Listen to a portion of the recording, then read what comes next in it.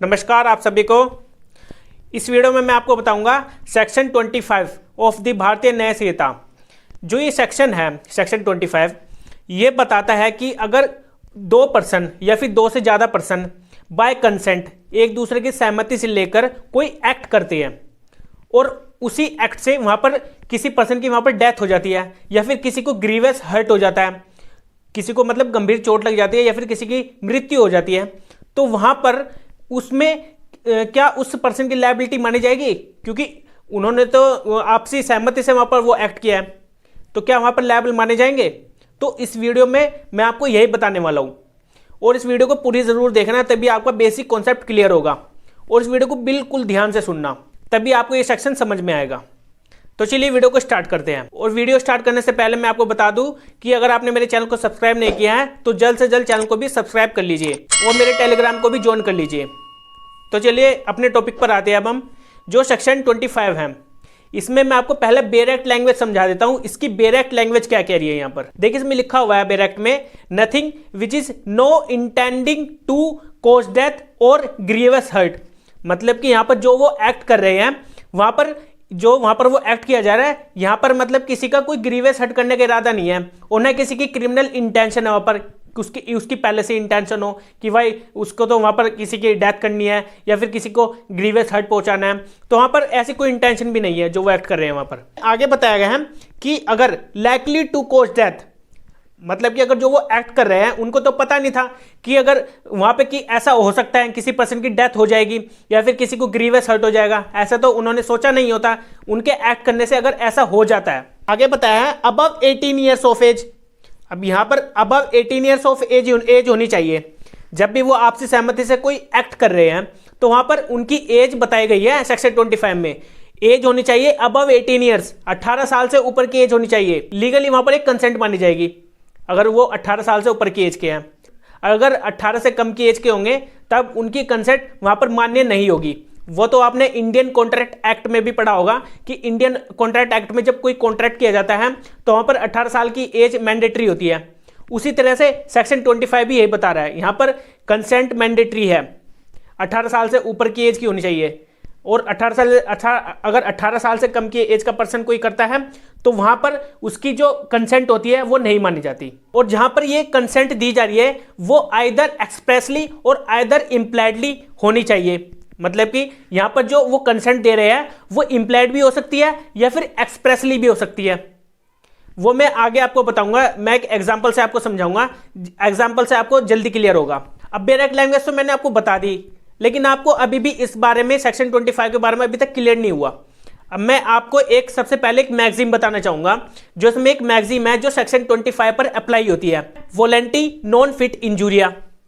अब देखिए इस जो मैगजीम का मतलब यहां पर कहने का मतलब ये है, अगर कोई पर्सन विलिंग है वो सफर जो वहां पर उसको हार्म होने वाला है वो सफर करने के लिए, मतलब कि उसको पता है कि वो ऐसा एक्ट हो सकता है आगे, अगर वो ऐसा एक्ट करेगा उस एक्ट से उसकी डेथ भी जा सकती है और या फिर उसको ग्रीवियस हर्ट हो सकता है, उसको पता है इस बारे में, लेकिन वहां पे उनका इरादा नहीं होता है ऐसा एक्ट करने का, लेकिन फिर भी गलती से हो जाता है वहां पर। ये वोलेंटी नॉन फिट इंजूरिया सिंपली यहाँ पर यही बता रहा है कि जो पर्सन यहाँ पर आ रहा है, जो इंक्लूड हो रहा है उस पोजीशन पर जहां पर कोई हार्म हो सकता है, तो वहां पर वो अपनी वॉलंटरीली हो रहा है। अब वॉलंटी का मतलब तो वॉलंटरीली हो गया, और नॉन फिट इंजूरिया मतलब कि वहां पर वो उस पोजीशन पर आ रहा है जहां पर हार्म हो सकता है। अब इस मैगजीम के बारे में भी आपको पता लग गया। अब मैं इसका ही एक एग्जांपल दूंगा, ये जो कि आपको इस सेक्शन 25 आपको क्लियर होगा। अब एग्जांपल ले लेते हैं, जैसे कि अगर आपने काफी गेम्स देखे होंगे, जैसे क्रिकेट हो गया, फुटबॉल हो गया, और यहां तक कि तलवारबाजी हो गई और बॉक्सिंग हो गई और रेसलिंग हो गई, तो इस तरह के यहां पर गेम्स आपने देखे होंगे।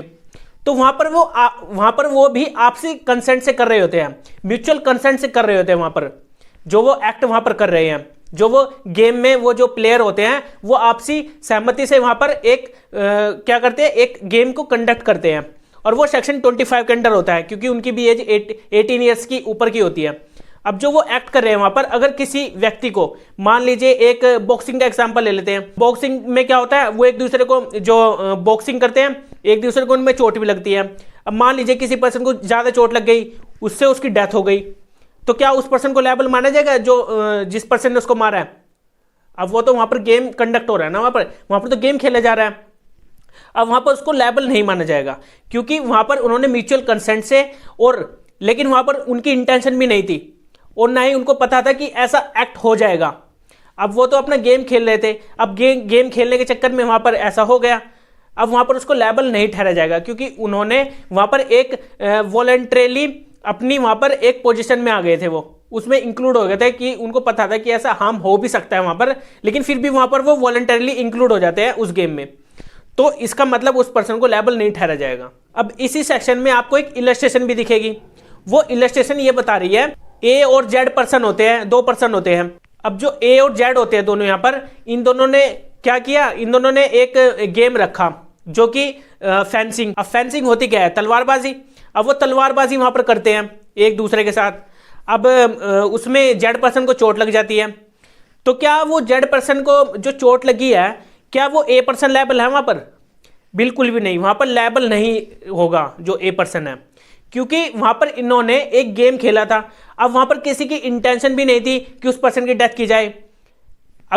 अगर ए पर्सन की यहां पर इंटेंशन थी कि मुझे तो इसको मारना है और इसकी डेथ कोज करनी है या फिर इसको ग्रीवियस हर्ट पहुंचाना है, तो यहां पर तो फिर वो लायबल होगा, लेकिन वो प्रूफ तो करना पड़ेगा ना।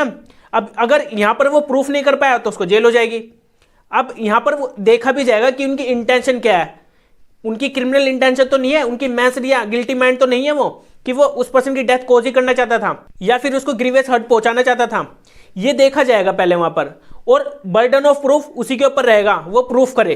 मैं सेक्शन 25 के ही कुछ एसेंशियल पॉइंट भी बता देता हूं। पहला इसमें पॉइंट है कि वो यहां पर कोई इंटेंशन नहीं थी किसी को मारने की, किसी की डेथ कोज करने की या फिर किसी को ग्रीवियस हर्ट पहुंचाने की। और दूसरा इसमें पॉइंट है, जो वो कंसेंट दे रहे हैं एक दूसरे को, वहां पर उनकी 18 ईयर्स की एज अबव होनी चाहिए, मतलब कि 18 ईयर से ऊपर की एज होनी चाहिए जो वो कंसेंट दे रहे हैं वहां पर। अब जो वो वहां पर कंसेंट दे रहे हैं एक दूसरे को, वो एक्सप्रेसली भी हो सकती है या फिर वो इम्प्लाइडली भी हो सकती है। अब जो वो एक्ट कर रहे हैं इसी सेक्शन के अंडर, सेक्शन 25 के अंडर, यहां पर उनको नहीं पता कि ऐसा एक्ट हो जाएगा। अब अगर उनको पता होगा तो वो क्यों करेंगे? अब ऐसा एक्ट करने से तो उनको पता है ना कि ऐसा एक्ट करेंगे यहां पर डेथ कोज भी हो सकती है और उनको ग्रीवियस हर्ट भी हो सकता है। देखिए मैं आपको एक एग्जांपल और समझा देता हूं। मान लीजिए दो पर्सन थे, दो व्यक्ति थे यहां पर, ए और बी। अब ए और बी दोनों यहां पर एक गेम को खेलते हैं। वो गेम क्या है? वो गेम ये है, दोनों के पास एक गन होगी। अब जो भी एक दूसरे के ऊपर गन चलाएगा वो यहां पर मारा जाएगा और फिर दूसरा पर्सन जीत जाएगा। अब ये क्या हो रहा है? यहां पर तो डेथ कॉज हो रही है ना, अब वो इलीगल भी है। अब ऐसा तो हो नहीं सकता ना, अब जो वो एक्ट कर रहे हैं वहां पर उसमें डेथ होनी ही होनी है। अब यहां पर वो इंक्लूड नहीं होएगा जो वो वहां पर ये जो गेम खेल रहे हैं या फिर जो वहां पर कोई भी एक्ट कर रहे हैं, तो इस तरह के एक्ट को यहां पर इंक्लूड नहीं किया जाएगा सेक्शन 25 के अंडर, क्योंकि यहां पर तो एक किस्म से डेथ कोज ही कर रहे हैं या फिर किसी को ग्रीवियस हर्ट पहुंचा रहे हैं। अब ऐसा ये भी एक इलीगल हो गया, अनलॉफुल यहां पर हो गया, तो इस वजह से यहां पर इंक्लूड नहीं होगा सेक्शन 25 के अंडर। तो जो ये सेक्शन है, ये सेक्शन 25 ज्यादातर गेम्स पर अप्लाई होता है, जो गेम्स खेली जाती है, जैसे क्रिकेट हो गया, फुटबॉल हो गया और बॉक्सिंग हो गई, रेसलिंग हो गई। तो इन चीजों पर यहां पर ये अप्लाई होता है सेक्शन 25, क्योंकि वहां पर जो गेम खेली जाती है वो बाय कंसेंट खेली जाती है। और इसमें जो मैंने आपको मैगजीन बताई है, वॉलंटरी नॉन फिट इंजूरिया, ये काफी इंपॉर्टेंट है। अगर ये नहीं होगा तो यहां पर सेक्शन 25 अधूरा है। तो आपको ये मैगजीन भी याद रखनी है, वॉलंटरी नॉन फिट इंजूरिया। इससे आपको क्लियर हो जाएगा मैगजीन का भी, और जो सेक्शन है सेक्शन 25 भी, सेक्शन 25 के अंडर इंक्लूड होती है ये मैगजीन भी। तो अब आपको ये अच्छी तरह से क्लियर हो गया होगा। तो मिलते हैं अब हम अपनी नेक्स्ट वीडियो में, जिसमें हम जानेंगे इससे अगला सेक्शन। Okay bye.